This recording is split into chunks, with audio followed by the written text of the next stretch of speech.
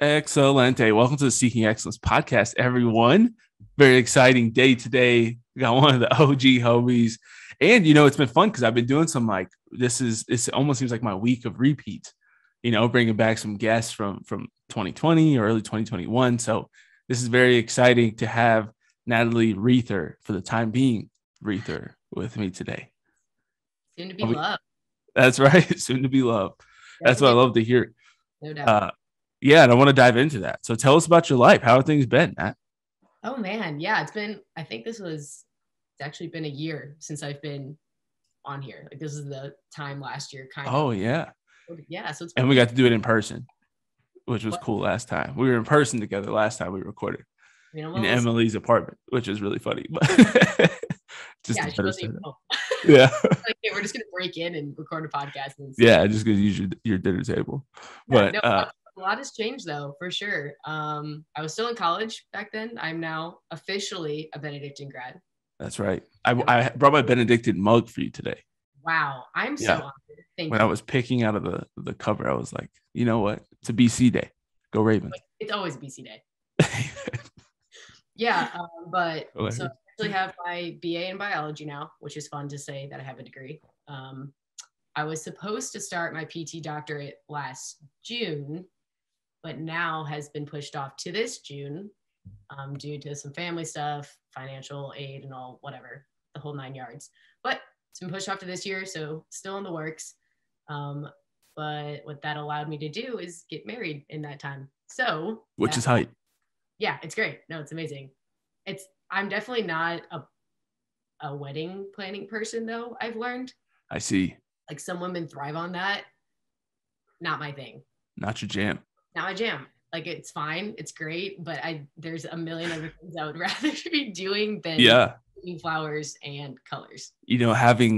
Being a few months ahead of you in the process and knowing you, I could see that not being something that you love. I wish it was. I've tried. It's not. Yeah. Hey, know yourself. Exactly. I think I went wedding dress shopping 5 different times, all not by my choice at all. Wow. But I ended up finding one. So praise the Lord. Yes, absolutely. That's great to hear. Yeah. So I was a personal trainer back last year.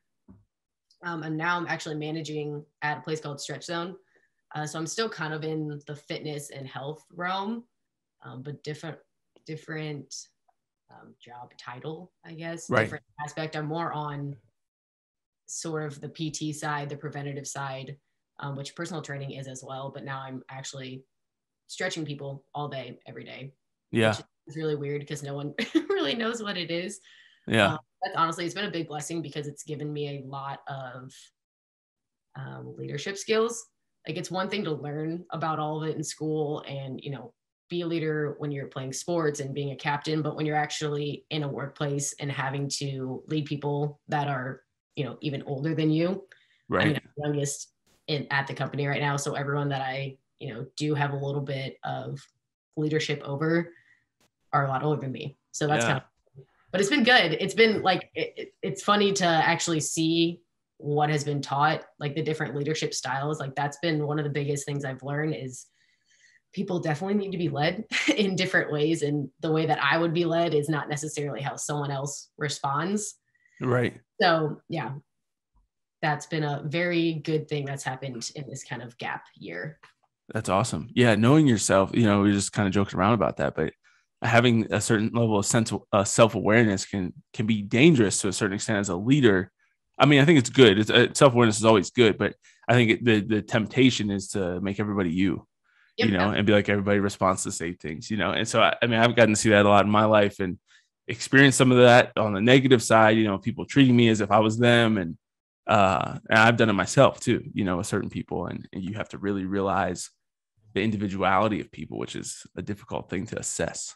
Yes, extremely. And to work with. I'm not like emotions are not my first go-to when things happen. So when people immediately get like that, they respond in an emotional way. I have to be like, okay, they're just more of an emotional person than I am. That's kind of their first gut response. They can't take that away. So I can't take that super personally. Yeah. That was kind of a transition phase of being like, oh, people can't like separate emotions from what they're thinking. all the Right. time.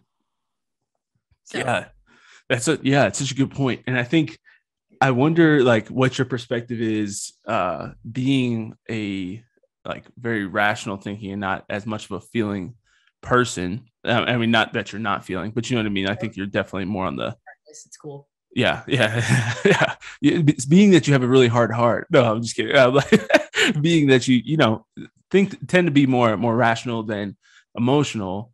How much of a role do you think that plays? I know my first question is not on the list, which is not your favorite, but how much do you think that like plays into people working out or not? Because so many people, I feel like, well, we can think about emotions, but also just like the way that we're feeling physically, like our feeling, whether it be emotionally or physically, like so many people that I've known, like that's what prevents them from going to the gym. I don't feel like I have like this little tweak, or I'm sore, or I feel like it. You know what I mean?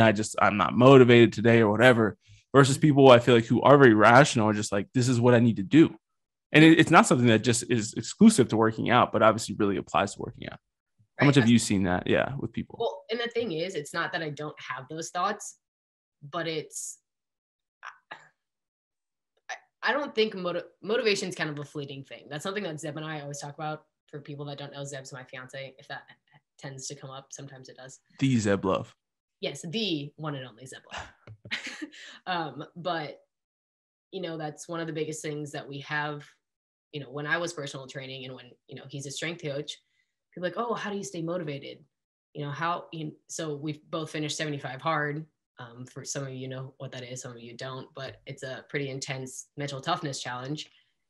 And people are like, how did you get through it? How did you stay motivated? It's like, you don't, you really don't. Like there's right, yeah. 4 o'clock and your alarm goes off and you're like, the last thing I want to do is drive 20 minutes to go work out for 45 minutes and then come home and then do it again. Like, no, but it's, you just have to kind of make the habit and understand that, yeah, you might not feel like it, but as soon as you have that thought, like immediately shutting it down. So kind of what I did through the course of 75 hard is, if I had a thought of, hey, I don't want to go do that, immediately I just started to go do it. Like I didn't even give myself a second. Yeah, you can't think about it. Because you'll think yourself out of it. Your body does not want to be uncomfortable. And it will do everything it can to make sure that you're not uncomfortable. So it'll be like, oh, well, if you work out too hard now, you're not going to be able to do it later. Or if you wake up now, you're losing that 30 minutes of sleep. That'll, make that help work you recover. Yeah. Like, no, like, you're supposed to get up. You're supposed to go work out hard. Like it's easier said than done, but it's kind of just changing that mindset of, as soon as the thought creeps in that you should be doing something else, like you need to get into action. Just start taking some kind of step to shut those thoughts down. Yeah, exactly.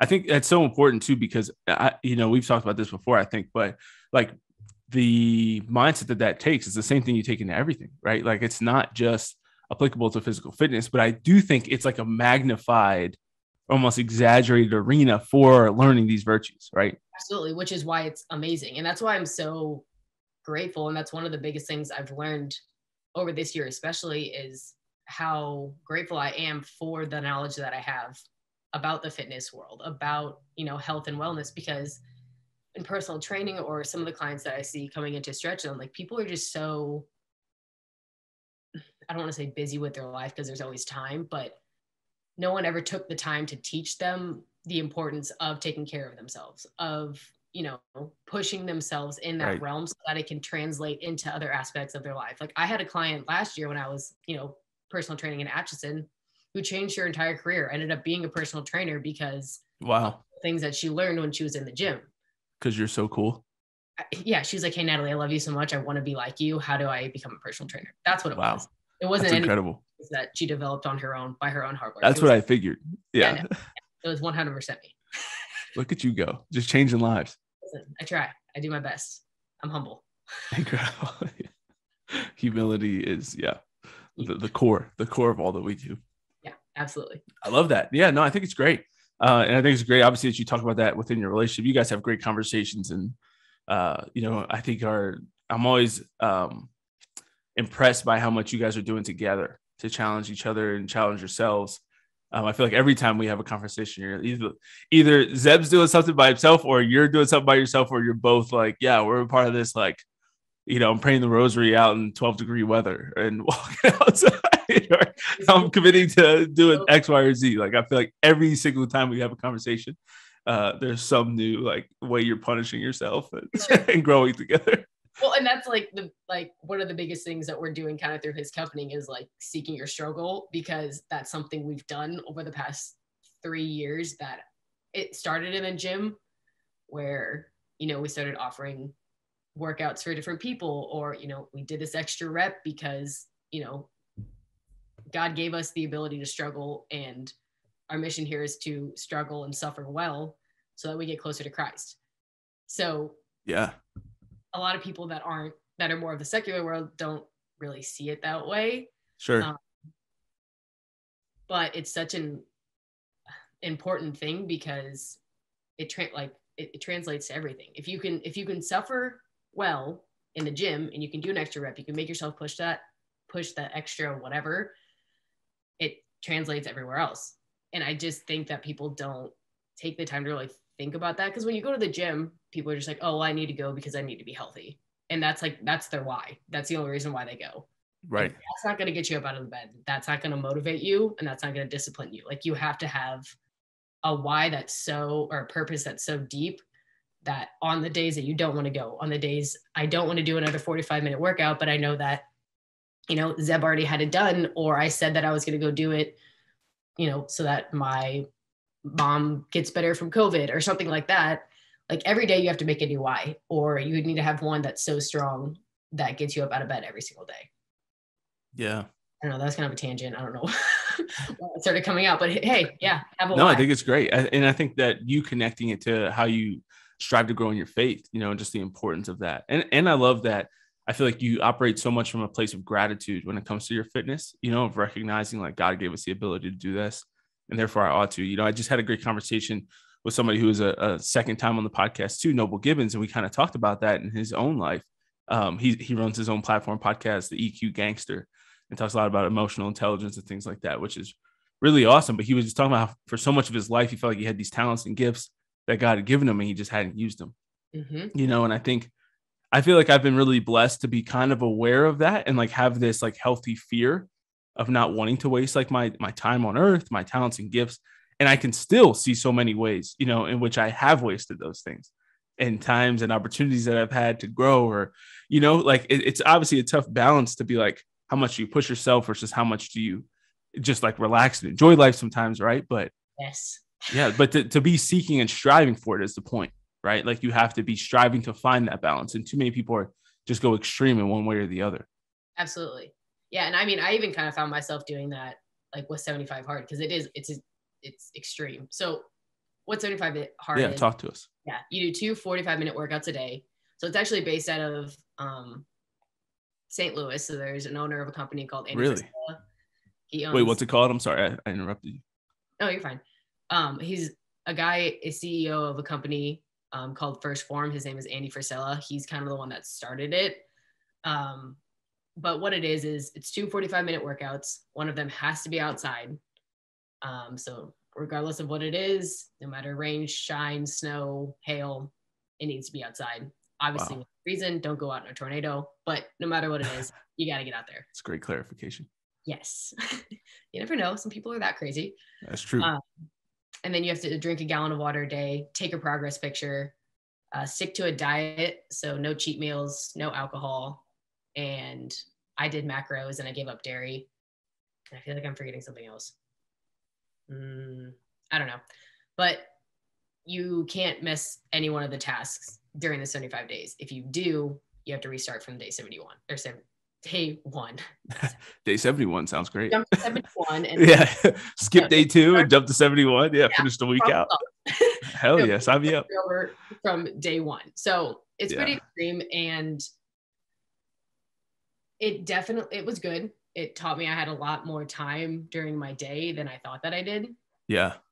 But when it came to sleep and recovery and just overall like life, you have to read 10 pages of a book. That's the other thing. Overall life balance, I was putting a lot of my eggs into one basket of more like fitness. Yeah.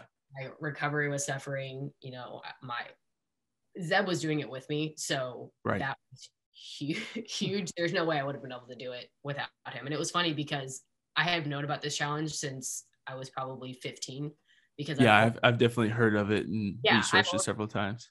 Been with the company.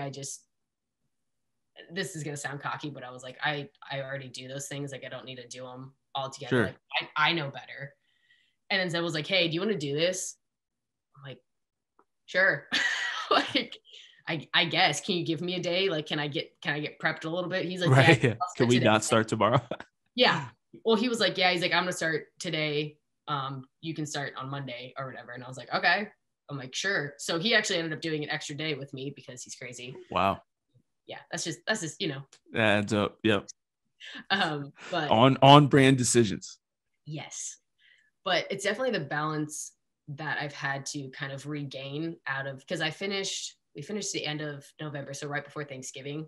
Yeah. So the balance of recovering and, reprioritizing sleep and, being okay with having a few cheat meals here and there and not feeling like guilty because there's a mindset change during the 75 hard. Right. Like, I can't even look at that. Like, I don't even want that.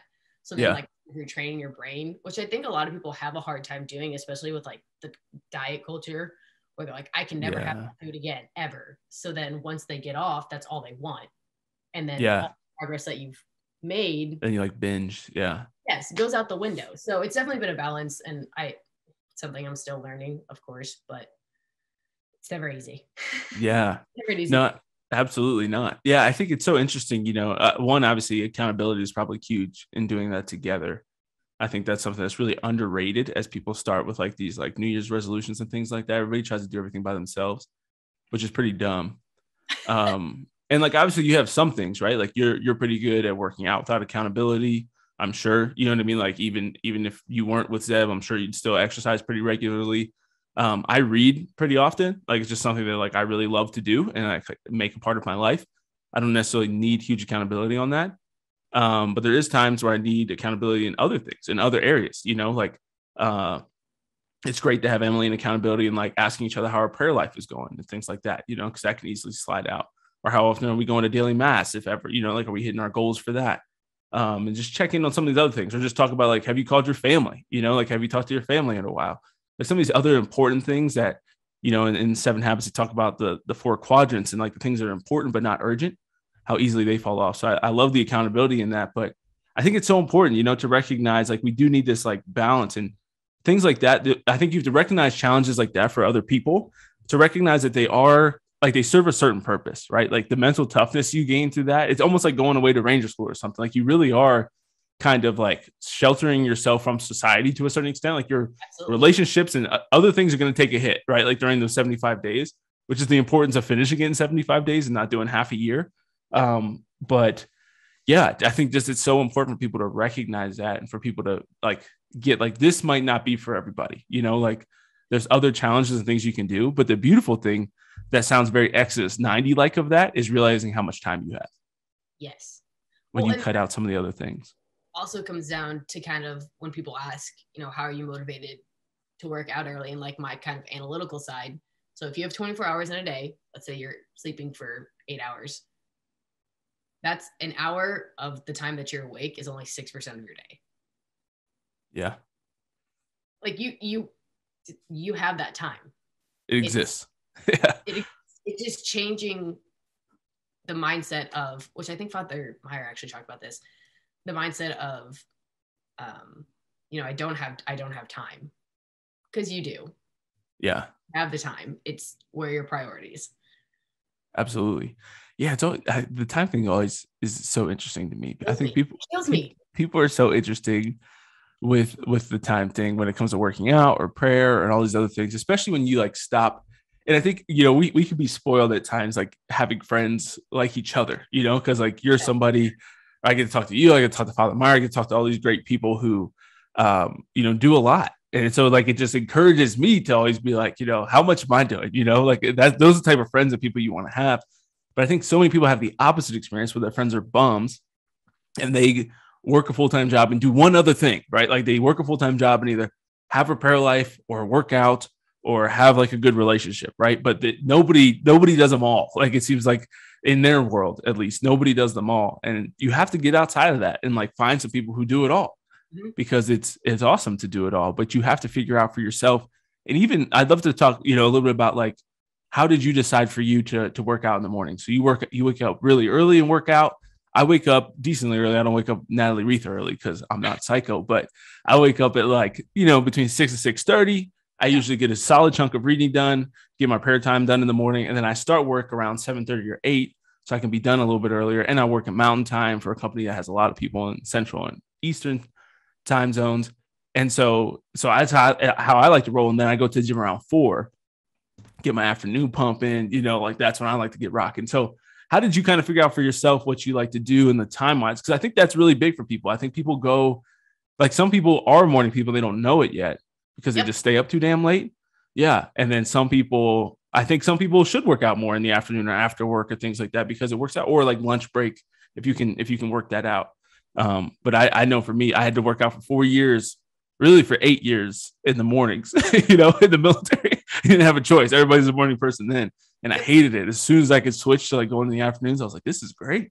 Well, and I think that's good that you like, I think people are naturally inclined to kind of do one more than the other. And it's funny because I was always a night person, like a late night workout person. That was my stress relief. If I had a bad day, like, all right, I'm going to go get a lift. I'm going to get it out. And then I'll go back and, hit the books or whatever I need to do. And it's actually funny because the first time Zeb like met me outside of class, he was working the rec and it was like 11:59 or something, or like 10:59. And I was like full sprinting on the treadmill. I was the only one in the gym. And he was like the supervisor for the rec at BC. Right. He's like, this girl, like, I'm just trying to leave. And I'm like full sprinting until the last minute. And I like walked out. He's like, all right, have a good night. I'm like, thanks. So wow. Like, I be like, now you're getting married. Yeah. And now we're married. Yeah. And now we're both up at 4 o'clock in the morning. So right. Time does for you. Growth. Yeah. Yes. That's awesome. So, like, it's what I've learned, especially with the job that I have now.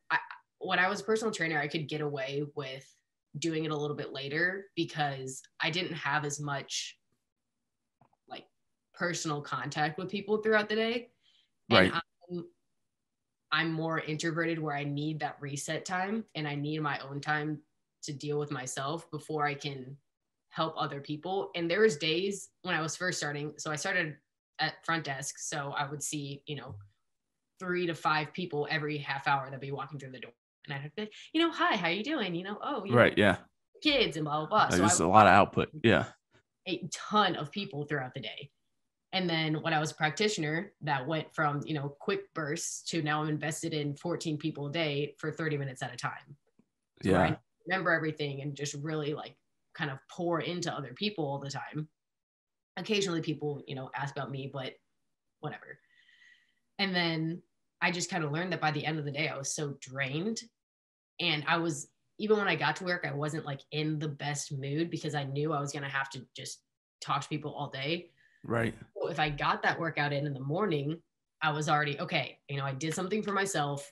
I did what I needed to do. I pushed myself in some aspect and I've already kind of won the morning. I've already achieved what I needed to achieve this morning. So the rest of the day is just bonus. Yeah. I did what I needed to do. So that's awesome. How my mindset changed. Just having to deal with people more throughout the day. Yeah. I love that this is almost becoming more of a podcast on self-awareness, but that's a beautiful story of that. We've hit any of the questions. Yeah, that's how it goes. It'd be like that sometimes, but it's so important though, man. I mean, for people to recognize, like you kind of going into different ways. I used to do similar stuff, where I feel like I would try to read in the evenings or whatever. And everybody kind of has their things. Like what's the best way to start your day? Right. Mm-hmm. I think you have to figure that out. And the other thing I was thinking as you were talking is like, what to you so I always talk about those 3 things of reading, praying, and working out, right? Or exercising, at least in some way. Sometimes I feel like people take working out the wrong way, but exercising, being active. Of those 3 things, like what's most appealing to you, right? So for Emily, like it's easily prayer. Yep. Like if she doesn't pray in the morning, like her whole day is off, like it's just rugged. For me, honestly, like a prayer for me is really, really appealing, and I love doing it in church. I am much less motivated or inspired to do it at home. Like I struggle. I don't get into the same depth. I can't focus as much. It's just, I'm trying to, I believe that one day I will be able to have a similar experience at home to what I have in churches, but I just have so much less experience with it. Like between, even when I was in the army, like, try to stop by the chapel, or like obviously in college, I had the chapel with me. Last year at Benedictine, the year before at Dynamic Catholics, like had chapels very close. So I still, a majority of my prayer life, since I've been trying to pray very intently, had a chapel around. And so I'm still like, I'm kind of almost starting fresh, trying to learn how to pray from home again. And so the prayer is not the most appealing to me. So I have to know, okay, maybe I should make that one first. So I would say reading gets my day started off right on the right path. And I do prayer at the same time in the morning, because I'm like, I'm not going to do this later. Like it never happens, right? If of all the things, if procrastinating is the easiest one, praying at home to just knock off and push to later. Yes. And so, but I know like in the afternoons, like I actually do like look forward to going to the gym, whether it's going to play basketball or lift or whatever. Like it's kind of something that I can look forward to at the end of the day. And so that's why I always tell people, like in those three, like which ones are you most attracted to, right? Like which ones do you want to do? And then trying to like sandwich your day in between those, right? So you have something to look forward to later, and you have something that like gets your day started off on the right foot. Always good to do at least a little bit of prayer time in the morning. Obviously, like even if it's just like saying a prayer while you're getting ready, or like sometimes if I'm in a rush, I'll just listen to the Daily Saint or the Gospel Reflection from Hallow. But I think it's so good to like recognize, like I love reading in the morning. I feel like it gets my mind going. I'm stimulated. You know what I mean? I'm thinking, and then I feel like I'm ready to go. But I know that I'll still go work out later on in the afternoon. Exact opposite. If I tried to read, and this is funny because I had, especially when I was getting kind of like really deeper into my faith life, and I started, listening to more podcasts, and I started listening to your podcast, and I was at the Schroed House, and I was just surrounded by a lot of people. I'm like, I'm not doing enough at all. So I'm like, okay. I'm like, all right, I'm going to start reading. I'm going to start praying. I'm going to start doing my rosary. I'm going to start like, it was just like one after the other. Yeah. And then, okay, I'm going to be like, whoever, I don't remember who it was in the house, but they would get up in the morning and like pray either in the room, in the like living room, something like that. I'm like, okay, I'm going to get up. I'm going to go. I'm going to do that. So I did it, I think, for like maybe 2 days. And I was like, and then I'd fall back asleep. I'm like, yeah, this isn't it. This is not, I can't, I hate it. I hate everything about it. So then I would like resent having to like take prayer time or like reading, because I just had this association of, okay, well, I'm not like that. I'm not where I'm supposed to be. So I suck. Like, right. I'm never going to get there. So I think also like, yeah, it's great to be inspired by like people like you that are on this podcast and are constantly, trying to motivate other people to, seek excellence in all aspects of their life, but also understand yourself. Like you were just saying, like understand that, prayer for you or reading for you is like an easy go-to. And for Emily, it's prayer, it's go-to. It's like, right. You know yourself, and you're not trying to force it, force like working out to be your number one, because that's not naturally where you're at. Right. So I think it's good to be inspired by other people, but don't let that, negate or dictate how you're making those priorities. Like if prayer is not your number one, like that's not a terrible thing. Like that's just not naturally what you're inclined to like spend 30 minutes of your morning doing. That doesn't mean that you're any less. You just have to find, like you were saying, sandwiching throughout your day. Like for me, it's if I'm going for a run, the rosary's on. That's how it is. Or if I have, extra 10 minutes in my car that I normally wouldn't have, some kind of podcast is going on. Right. Or at the end of the day, I always have like a reflection book or something that's a quick jot down if I hadn't had a ton of time throughout the day to focus on my prayer. Or like for reading before I go to bed, that's my go-to. I cannot do it like during the day because I have a million other things I have to get done that I can't focus. But if I get my workout done, I've already accomplished a task. I can get the other little ones done, and then I can actually be relaxed enough to focus on prayer and focus on reading. Right. So yeah. Yeah, it's awesome. And I think knowing like your speed at different times of the day, right? So like that's something I think people don't recognize enough too, of like how much energy you have at different points, and just really maximizing that. So I think it's so good to because I think even like I know like Emily's told me like she's very slow in the morning. You know what I mean? Like it takes like she's really like operating like once she kind of has like a little bit of coffee in her and things like that. I know because I get reels, you know, in our DM in the mornings, and she's like on her phone a little bit more and stuff like that. But like, I try to like, if I wake up, I'm kind of like going right away, where she seems, you know, a little bit more gradual in her waking up. I'm like the dog. I'm outside with the dog like 90 seconds later, right? And then I'm reading, you know, like I'm ready. I'm getting. Yep. I'll feed the dog, then to make my cup of coffee. Then I'm upstairs reading, you know, all within 10 minutes of waking up. A lot of times, not all the time, but a lot of times. And so I think people have to recognize that too, because that might be another thing. Like maybe maybe your best morning does start a little bit slower. So maybe you do 2 in the afternoon or evening. You know, you work out and pray in the afternoon or evening, or you work out and read in the afternoon or evening, or whatever it might be. But I think obviously there's a tender balance there of like being lazy and being productive, right? And being disciplined. And so like, I know, like, I'd rather get up, read, pray, work out in the afternoon, and then kind of like in the evening be like done, right? So like I hit like 7 o'clock and like I can watch the rest of the football game, Monday Night Football, or, you know, just sit and just hang out and talk with Emily, or, you know, just like not have a lot, like maybe like clean up some little things like computer work or something, but not have any like big, like to feel like I did my big 3, you know, by like 6 o'clock is great. Like I love that. But some people do like to read or pray or like go deeper at 7 or 8 p.m. You know, so yeah, I think it's a great thing for people to learn about. But that's awesome. So let's talk about one of the questions at least. Okay. So I wanted to talk about you touched on it earlier, but from your experience as a physical trainer. So let's talk about that one. So let's say people are like, all right, Nate, you always talk about pray, reading, and exercise. Like, talk through me about how we go about kind of, I guess we could start with the assessing one. So let's start with like, how do you assess somebody? Like, where do people kind of begin if they're trying to go a little bit deeper? Like, how do you kind of overview like where somebody's at?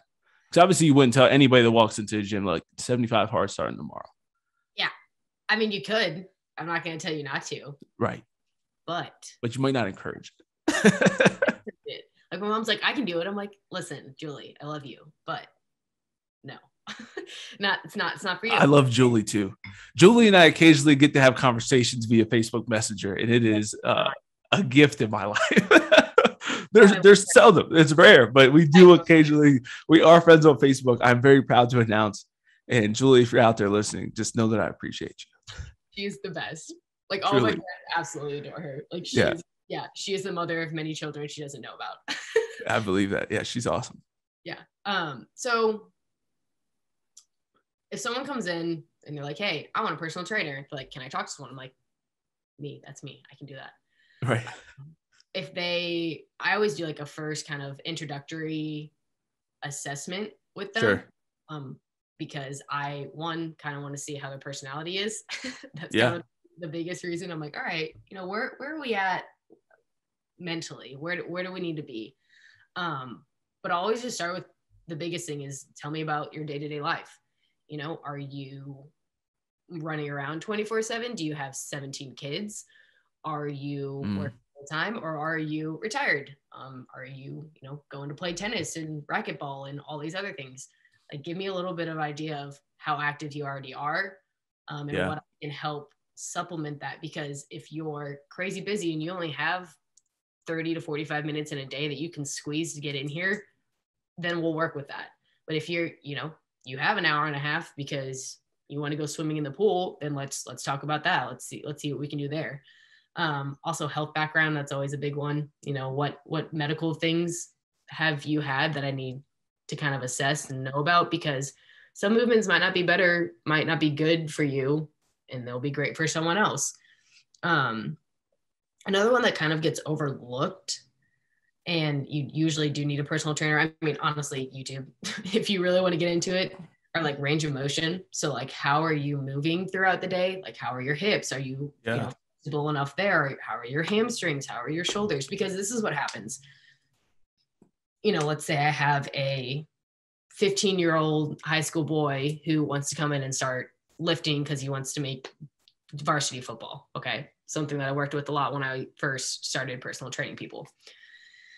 They would come in and, on the program, I would have, barbell back squat. So barbell across your back, getting into a deep squat. So I wouldn't even put the barbell on them. I'd just say, hey, go do a body weight squat for me and let me see it. Yeah. no one knows how to move their body when they're that young. That's part of the issue. But even up until like adults, where I am doing similar movements, similar squatting movements, deadlifts, things like that. Yeah. I want to see how their body's moving. So if you can you're ideally should be able to get down to at least 90 degrees in a squat. Okay. Me yelling at you, telling you to get lower, if you only have a certain amount of flexibility in your hips, it's not going to work. It's ignorant. If it ain't there, it ain't there. It's not there. Yeah. I can all day, and then you're going to get pissed off saying that you can't. And I'm going to say, yes, you can. But on the other side of that, if I know their range of motion, and I know their range of motion in their hips and their hamstrings and down into their ankles, if I know that they can get there, but it's more of a mental block, then that's more information for me. Yeah. So I personally know, yes, if I kind of break down the walls and tell you you're not going to get hurt in that range of motion, then we can battle that. But if you don't have that mobility, then we have to work there. Right. The biggest thing that I do have people do is do a SMART goal, which is specific, measurable, attainable, relevant, and time sensitive. Time sensitive. Crushed because it. Sometimes people will come in, and if I don't ask them this question, they're like, oh, well, I wanted to lose 50 pounds in a month. Yeah, I always got some silly ass goal. Yeah, you're like, listen. Well, you're going to be very discouraged in 30 days. And very mad at me. People I've had to not train because of the goals that they have, I cannot help them with. And I've tried to explain, like, hey, no matter where you go, if you want a healthy goal, I can help you. But if you want the crazy goal that you have, I cannot help you, and I won't help you. Yeah, I'm not the one. It's not healthy, and I'm not going to help you attain that. Yeah. And just kind of working with kind of tweaking. So it's a compromise of, if it is like crazy out in left field, that I can kind of reel them back in. Yeah. Like, hey, okay, you really only lose like 2 pounds a week in a healthy aspect. And that's like on the aggressive side. That's for most people. It's usually 1 to 2. Yeah. Yeah. So we're going to need to tone that back, and I'm going to need a little time to work with you. If I explain that, then they're more on board. But sometimes people just don't know enough. And, they've heard someone on Instagram say that they can lose 50 pounds in a month. So that's what they want to do. Right. You're like, no. I can't help you do that, because scientifically it's just, it's not going to happen. It's not going to happen. Yeah. So I kind of assess the whole person, not just, what they want to lose. Everyone's answer is always, I want to lose fat and gain muscle. That's what it is. Right. I think that's so good. I think it's great that you take the whole person approach. I would assume that you would do that as well, just knowing you.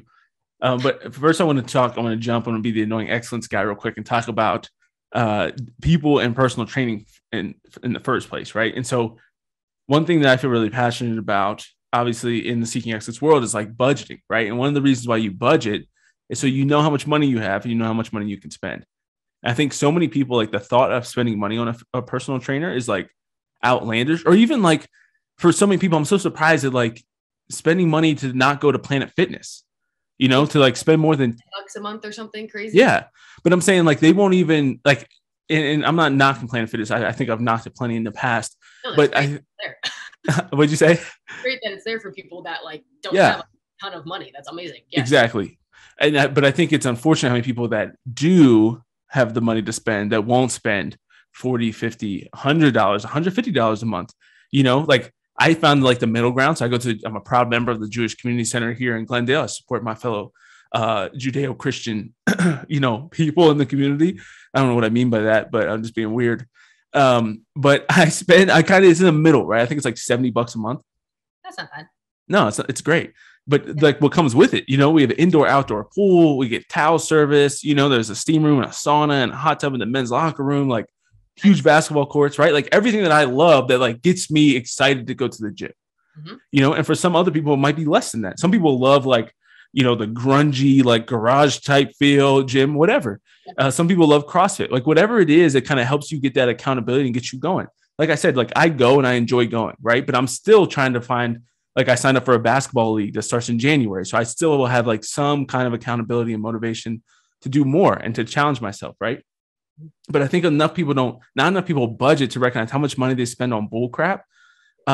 that they could be spending to help themselves, even when it comes to buying books or courses or all these other things, right? That are like help you to really invest in yourself, or to tithe and invest in your community and invest in your church and all these other things. Like, people don't do it. And that's why they have the lives that they have. Well, and the thing that's the most frustrating in like my field of work is I'm on preventative side. So when I was personal training and also like where I work in stretch zone right now, it's usually preventative. Unless people have had, different replacement surgeries, things like that.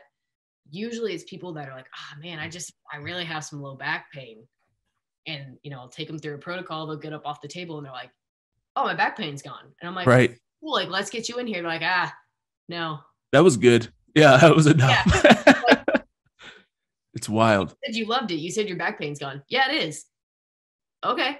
Well, I can help it stay permanently gone if you give me some time to do that. And they're like, I'll come back when it hurts again.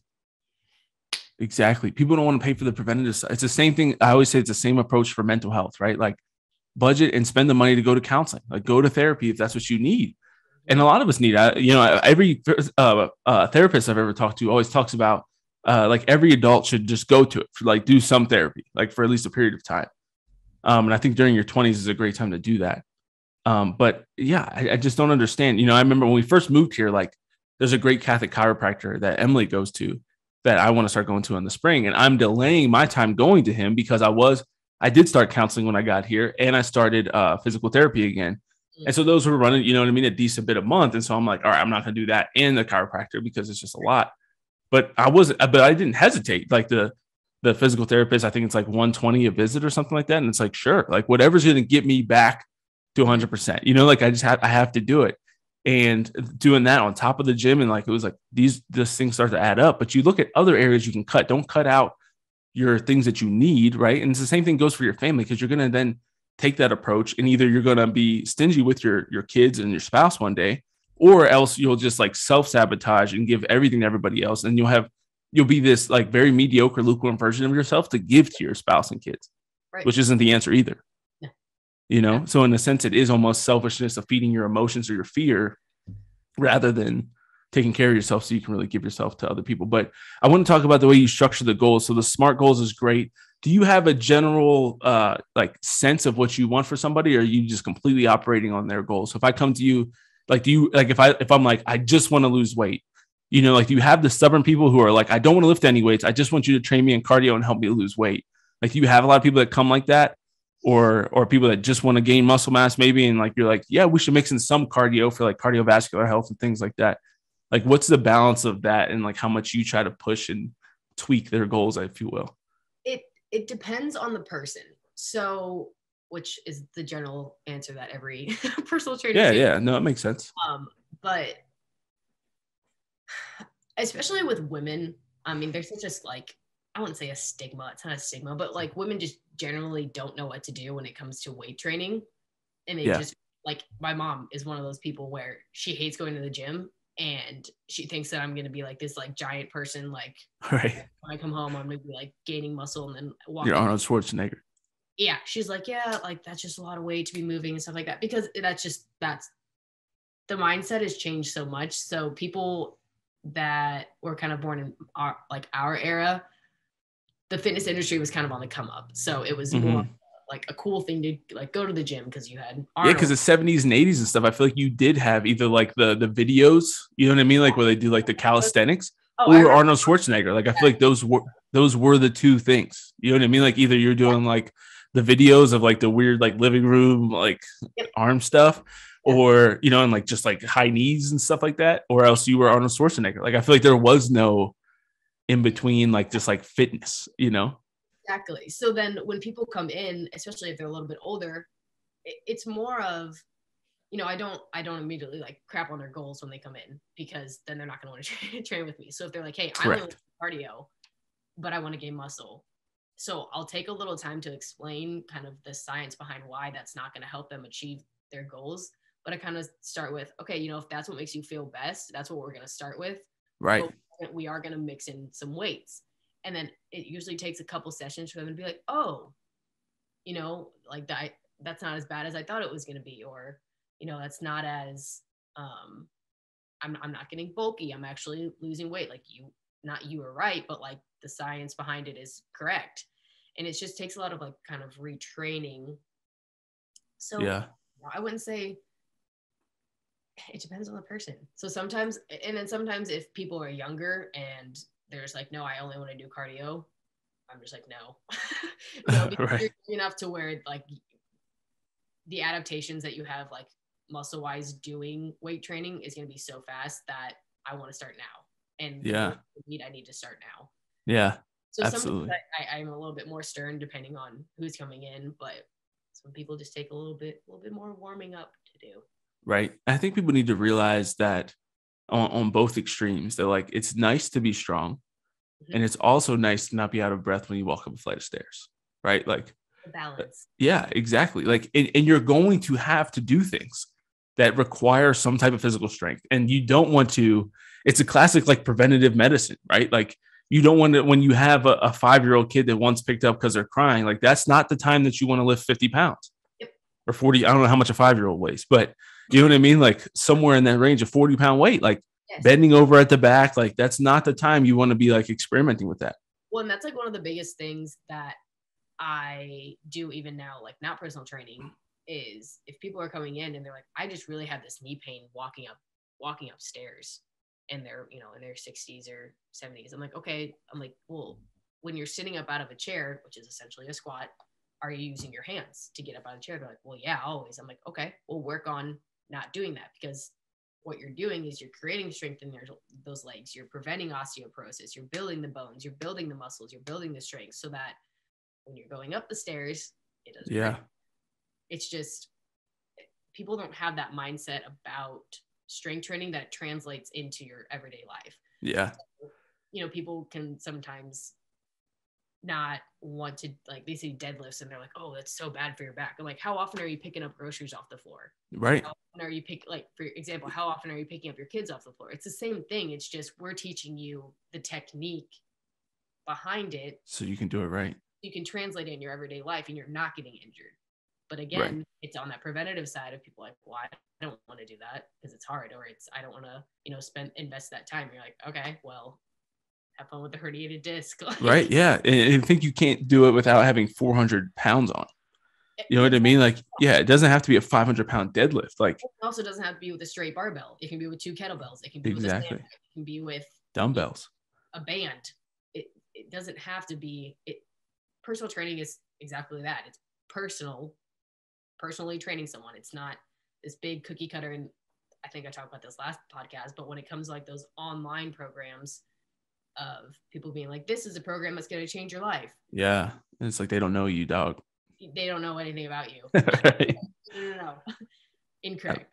Absolutely. Yeah. It's worth the investment. Like you're saying, it's worth taking the time to go through your budget to take out, you know, a few times going out to eat, or, you know, one subscription and moving that somewhere else to pay for that personal training, because it's worth it. It's worth you having a longer and better quality of life as you get older. Yeah. Even, and just having somebody who knows what they're doing help you out. Yes. And I think that's so big. Yeah, exactly. And even if you just did it for a little while, right? Like even just to get it started, right? And like learn some exercise, especially if you have no idea what you're doing. Like that was one of the things I got to do with physical therapy, right? Like started off going like every week, and then it's like every 2 weeks. And then now it's at the point where it's like once a month, basically. So I'm like, well, I know what I can do. Like you've taught me enough that I don't need to come here and have you massage out my calf every time and like teach me a new exercise, because I just need to do the exercise you told me to do. Right. And you can kind of space it out. Some people do it for life, for years. Right. And that's great. You know, like I think I was blessed to learn a lot about fitness. Obviously, I was almost a physical trainer when you are a platoon leader, right? Because you trying to oversee the physical fitness of the whole platoon. But like learning about it through that, like I remember I went to LA Fitness and they were like trying to give me a personal trainer and all this. And I'm like, I kind of have an idea of like what I'm doing, you know. But I think you have to have the humility at times to like, I knew when I needed, and I still need a spiritual director, right? But like, there was a time in my life where I needed a lot of spiritual mentorship. There was a time in my life where I needed a lot of financial mentorship. There was a time in my life where I needed a lot of physical fitness, you know, and being trained through ROTC like was really helpful with that. And then I had a company commander my first year in the Army, or first year at my unit, who did a lot of fitness stuff with us. We got to ask him a lot of questions and learn a lot of things. And so I think people need to recognize, same thing with like the mental health stuff, right? Like there's a time where I really needed a counselor to help me work through some of that stuff. And I think we don't realize that it's not you don't have to be embarrassed or shameful about being ignorant, right? Like the only thing you need to be embarrassed about is not doing something to help solve and cure your ignorance. Yes, absolutely. Well, and yeah, believe it. Yeah. I was just going to reiterate what you just said, but yeah. You're a hero. You're awesome. I said it better myself. I believe you could have, but I appreciate you letting people think that I said it best. What better than me is just what it is. It can't be true. So, what do you think average time like a young adult should exercise? So, like you got a random 25, 28-year-old, like what do you think is the goal? I know some people say like 3 times a week's enough. Some people are shooting for 5. Like, where do you kind of fit in that? And like, what should the intensity be, do you think? Obviously, it changes like for goals and things like that. I know we just talked about like personalization, and now I'm like, make a very general plan for everyone. Concept, everything you said not to do. Could you do that? Just yeah. But even like the general like NFL play 6, like what do you think is an average amount of like being active a day and things like that? So there are some general targets I feel like we as human beings. Absolutely. I would say for the general young adult, probably 4 times a week for an hour minimum, just because you're so young that you have that time, you have that ability. Still, it's not like for most people, sure, but there's enough time in your day to get that done, and it gives you enough time for recovery. So it gives you the 3 days to recover, to reset, to get the sleep in, to kind of let your body recover, your muscles recover. But I would say kind of splitting between, the weight training that we were talking about, but also something that does get your heart rate up. So sometimes, that can be CrossFit if that's your jam, where it's kind of doing a little bit of both. But something that just like loads the body so that your muscles can adapt, but also getting your heart rate up. So maybe it's, doing straight. So what I tend to do is I'll do strength training for 45 minutes, and then maybe I'll go for a 15-minute jog or a run or do the stair step or something just at the end where I'm kind of burnt out almost, but I felt like I got a good sweat in, because like you said, there's the balance between, being so strong that you can lift 500 pounds off the ground, but you can't tie your shoes or you can't go up the stairs. Like there's a balance, and I go in waves. So like sometimes you hear people talking about like bulking season and cutting season, to where I kind of switch my ratios. So, bulking season, maybe I'll only do resistance training in a day, and I won't do any cardio because I'm focusing more on just building strength. Yes, building strength. And then it also kind of keeps me on my toes a little bit, because I'll get bored if I just do. Yeah, you got to mix it up. Because I always do. This is my other thing, and something that's a good advice for people. Don't, every time you go in, have a plan of what you're going to do. Yeah. Stick to, like, pick 5 good movements that you like and stick to those for 3 months and do them, change the intensity of them. So change how much weight you're doing, change how many reps you're doing, or change like how long you're doing it. But don't come in and be like, all right, I'm going to do bicep curls and then go and do some squats and then go over here and go for a run and then I'm done. Like, have a plan every time so that you can progressively overload your muscles, because that's where strength comes. So progressive overload is changing some way, shape, or form, strength, weight, time.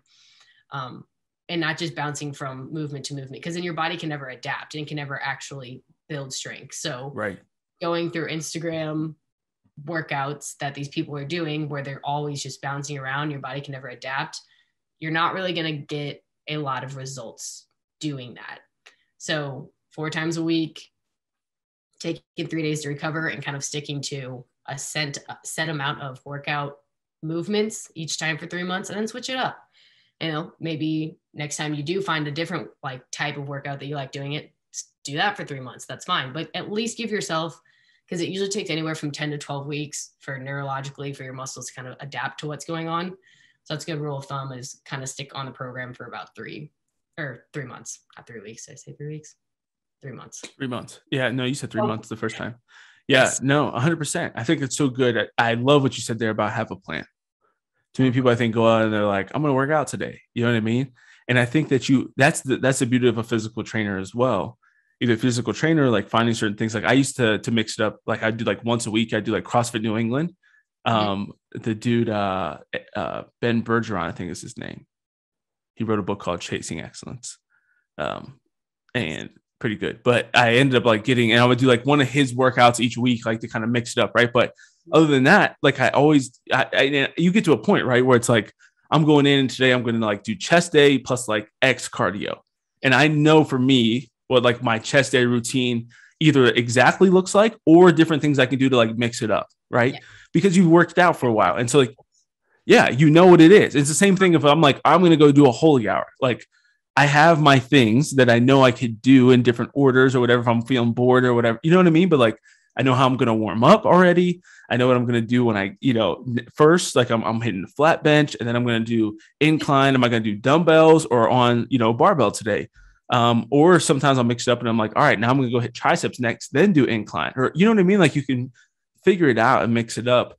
And I know my different like options and routes you can go, but when you're not there, it's very difficult to just go in and be like, I'm just going to figure it out. Like whatever's open. And it keeps it simple, especially if you're like a beginner. If you just have 5 or 6 exercises that you need to learn, you're not worried about having to do 15 other things or learn 15 other things. You really hone in on those 5 or 6 and you can get really good at them in 3 months. And then, when those 3 months are over, like you said, kind of start sprinkling in different things, but keep those staples because it gives you confidence knowing that, okay, even if I'm having a bad day, I know how to do Bulgarian split squats. I know how to do a squat. I know exactly already. So I already have the confidence in that area that now I can build on. Like, don't make it more complicated than what it needs to be because it's picking up things and putting them back on the ground. All right. Ultimately, that's what it is. That's amazing. That's complicated. And mixing in what you said, like different things. So sometimes if you're bored with one way, you can go and say, I'm going to do, 12 to 15 reps today instead of 8 to 10 and with a lighter weight. Or next time I'm going to do, 5 to 7 with a heavier weight and just kind of mix up like different. There's so many different ways to kind of shock your body and do different things in that. And we'll have to go deeper into that. When you were talking about that, I was like, that should be like a whole thing in and of itself. Yeah. A whole podcast. I feel like, of like different goals and different ways you can hit different things. But, yeah, I think it's amazing. So great. Well, I'm so grateful for being able to talk today. I know we only got to dabble in the last like 20 minutes here of what I really want to talk about today. So we'll have to do it again sometime. But yeah, this has been great. Thank you so much for sharing all of that. Thank you so much for having me. Yeah. Always getting off track, but still good content. I'm proud of us. Absolutely. Yeah, I think that's the whole point, right? That's why we pray beforehand, see where the Lord wants us to take it. But I think it's really great. And hopefully people feel encouraged today to really make an investment in yourself, whether that be going to a gym that is more valuable to you and more appealing to you, or investing in a physical trainer, or just investing the time, that it takes to really improve yourself physically, and recognizing with great gratitude the gift of our bodies that God has given us and how incredible they are and how much we ought to use them, to glorify him through seeking excellence physically, and so like we talked about, has gone into other aspects of your life where if you can take care of your physical body, your mental kind of increases as well, your spiritual increases, so it's worth the investment. Absolutely. Awesome. Well, thank you so much. Thanks for being a great example of all this stuff. It's such an honor to know you, obviously, be friends with you, and keep up the great work. And congratulations again to you and Zeb Love on the engagement. Yeah, super exciting stuff. So thanks, Natalie. And for everybody, just want to encourage you to follow us at Seeking 365. You can follow me at ncrank23. I'll have all Natalie's stuff. She might be changing the Christmas wreath, by the time we get to the new year. So you can check out Natalie as well. So we'll put her in the show notes. But I just want to encourage you guys to continue to strive to be your best, fight hard, and we will see you next time.